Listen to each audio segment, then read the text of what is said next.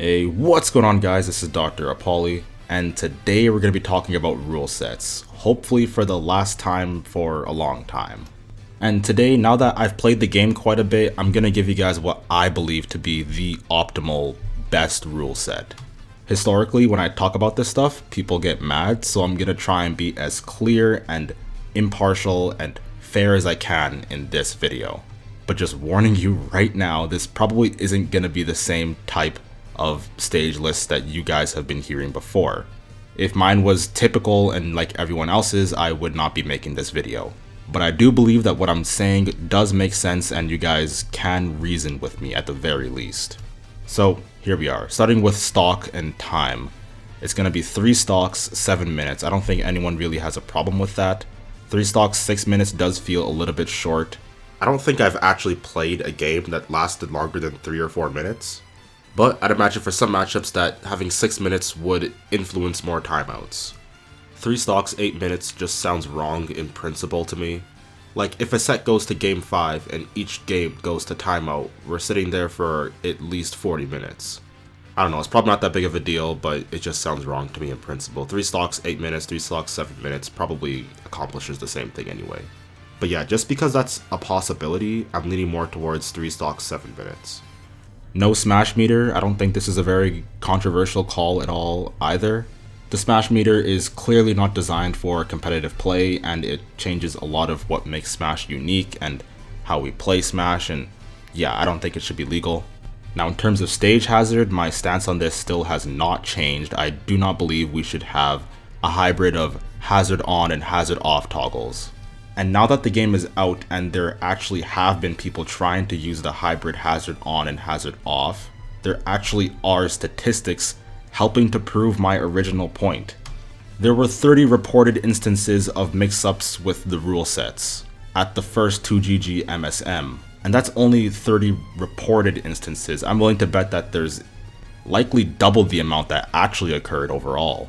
Not to mention that playing friendlies would be needlessly tedious. You would have to constantly go back and change the rules all the time, which would make things really annoying. So no, I do not think we should have hazard on and off hybrid. That is a very bad idea in my opinion. Now that the game is out, I don't even think there's even that many stages that would even take advantage of it anyway. Fountain of Dreams has lag spikes all the time. Yoshi's Story gives you items. Even when you don't have items on, the Shy Guys will still come out and give you free food, which needless to say is not good for competitive play. Smashville is worse. Lila is probably even more glitchy than it already is. Yeah, please just hazard off everything. Now for the stages they're going to be in, this is where it gets kind of controversial. I'm not going to be going over starters and counter picks because I still don't think I know enough about these stages to make a conclusive decision about that yet. At least for a few of the stages. I'll mention the stages that should be starters and counter picks that when I'm sure of it, but some of the stages I'm still kind of iffy on. So the stages that are for sure going to be in, I have Battlefield, Final Destination, and Smashville. I feel like at least Battlefield and Smashville are probably going to be starters, and Final Destination, I'm not sure, it might be a counter pick, I'm not sure. Pretty self-explanatory. I actually really like the single platform right in the middle on Hazardless Smashville. It's so much better than that annoying side moving platform that goes off stage and just breaks the pace of matches. It's just so much better. I love it. The next stage I have in the for sure list is Pokemon Stadium 2. I don't believe there's any difference between Pokemon Stadium 1 and Pokemon Stadium 2 in terms of the layout, but it's harder to recover on Pokemon Stadium 1 because of that weird thing on the side. Pretty self-explanatory. It's the one stage that we've all wanted since Melee. The stage is kind of big, but I think it's fine as a starter. Now getting into counter picks, the first stage I have here is Kalos Pokemon League.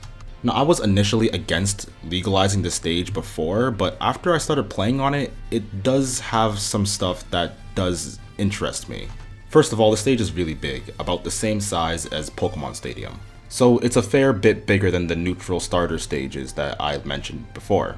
This helps give an advantage to more campy characters. As you know, a counter pick is supposed to help, counter pick. There's also walls, so that's a plus. The side platforms are really awesome. They actually make recovering a lot more dynamic. The one thing I actually did like about Hazardless Smashville is that the platforms went over to the side and then you could mix up your recovery.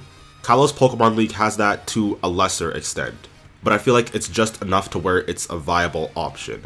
They do theoretically help a lot of campier characters camp out more so than Pokemon Stadium would. So yeah, this stage is a counter pick. And the last stage I'm gonna mention in the for sure category is gonna be kind of controversial again, but WarioWare. People always complain that this stage is too small, but to that I say that is literally the point. People show me clips of people dying at like 50-60% and I'm like, yeah, that is the point. The stage layout overall is smaller, so that helps bigger characters get kills a lot more early. And also again, campers can't camp as much against those bigger characters. The moves are supposed to kill really early. The platform layout is also the most unique out of any stage we've had in Smash Bros. History. So I am definitely in strong support of this stage. I don't know why people are against it. It clearly gives some advantages and some disadvantages to certain characters, just like a counterpick should. Now those are all the stages I think should definitely be legal for Smash Ultimate. Now in the maybe category I have Town and City. This stage doesn't really add anything new or unique that the other stages don't add. It's kind of just a hybrid between Kalos Pokemon League and Final Destination. Also Battlefield depending on how the platforms are laid out. I do think it might bring enough to warrant an entirely new stage slot for, but I'm not sure for now, which is why I'm putting it in the maybe category. Next up in the maybe category we have Unova Pokemon League. Now hear me out here, 2 platforms on stage just like Pokemon Stadium, only it's slightly smaller so there's not gonna be, like I don't know about you guys, but Pokemon Stadium in this game feels really big to me. One thing about Smash 4 that really annoyed me and a lot of other people was that every stage was essentially the same size. There was little variation in blast zones which made a lot of the stages all kind of blur together. In a game like Melee, if you look at it superficially, all the stages are triplats, they're all essentially the same, but when you actually play on them, you'll realize that there's actually a lot of nuance to it. The platform heights are different, the separation between the 2 side platforms are different, and the blast zones and stage sizes are wildly different.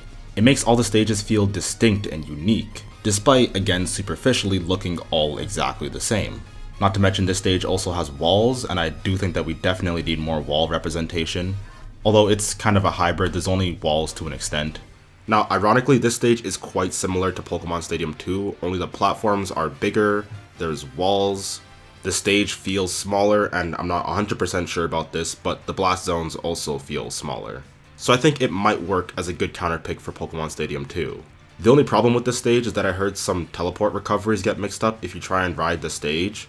And to that I say, don't ride the stage, but I don't know, maybe you're forced into that situation. I don't really see a situation that you would be forced into riding the stage like that, but you know, maybe you are. And that's the only thing I think could make this stage not legal. If it does prove to be a big problem, as in people are just counterpicking that stage just to mess up with teleport recoveries, then we should ban it. Counterpicks are meant to play on the strengths and weaknesses of certain characters, not exploit inconsistencies with the game. Now there's another category here. This is a category I'm really not too sure about. It's in more testing. The first stage I have here is actually Yoshi's Story. Yeah, I didn't think I'd put it here either, but I played on it and the stage is really big.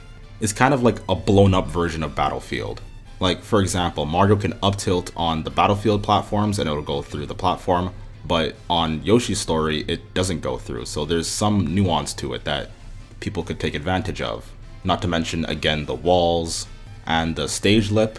I think it might have enough to warrant a new stage slot, in all honesty. I just don't think people are testing it enough and giving it a chance really. But I honestly do think this stage might have enough to warrant being a new stage. The second stage in the more testing list is Yoshi's Island. Now this stage has slants, which makes it almost most definitely a counterpick. A lot of specific moves and setups won't work because of the slants. It also has walls unlike Smashville, so that might make it warrant another stage slot, so I do think we should test this stage out more to see if it really deserves it. And for the last category we have no. These stages definitely 100% should not be legal in my opinion. The first stage I want to talk about is Fountain of Dreams. Now this stage could be in the maybe category if we had hazards off and the platforms didn't move, but we don't have that, so it's just kind of Battlefield right now. It doesn't have nearly as many differences as the ones I mentioned with Yoshi's Story, so I don't think it's really worth it. Dreamland, same deal. Lilac could have been maybe, but it's so glitchy right now, unless all those glitches get patched out, it's in the no. Castle Siege could have also been in here, but on the right side when you're trying to edgeguard you can't really see anything, and that alone honestly is enough for me to just put this in no. Frigate Orphean has moving ledges that are only on one side, which is really weird, and you can also go through the platform. I just think it's way too irregular to be a legal stage compared to the other stages, just my opinion of course. Brinstar is way too bumpy. Congo Jungle is way too vertical, it's also pretty bumpy, and the rock on the side isn't very nice. That could lead to some very campy gameplay, and that's not what I'm trying to have in my game. Delfino Plaza, many reasons I'm not for that. It transforms too often, you can go through the stage, etc. Halberd, same deal, transforms too often, you can go through the stage, yada yada yada. Arena Ferox has ceilings, I'm not about that. Having ceilings and walls is very bad, there's a lot of stuff you can exploit. So that means no gamer either, no Skyloft, no Woohoo Island, no Duck Hunt because it's really campy. The dog can pop up, the duck can come in and mess up your combos, and yeah, that'll be it. That is my honestly true ideal rule set / wish list / updated opinion on all of the relevant stages. Like I told you in the beginning, the stages I'm going to be choosing are pretty unorthodox, not really the type of stages you'll see most people put in their list, but this is honestly truly what I think are the best stages to have legal for Smash Ultimate. People were saying that I don't really give stages enough of a chance, but I don't think a lot of you guys are giving the stages enough of a chance. Anyway, if you enjoyed the video, don't forget to like, comment, subscribe. I'm actually holding a Q&A at the beginning / end of the year. If you want in on that, if you want to ask me questions, just look at my latest community post.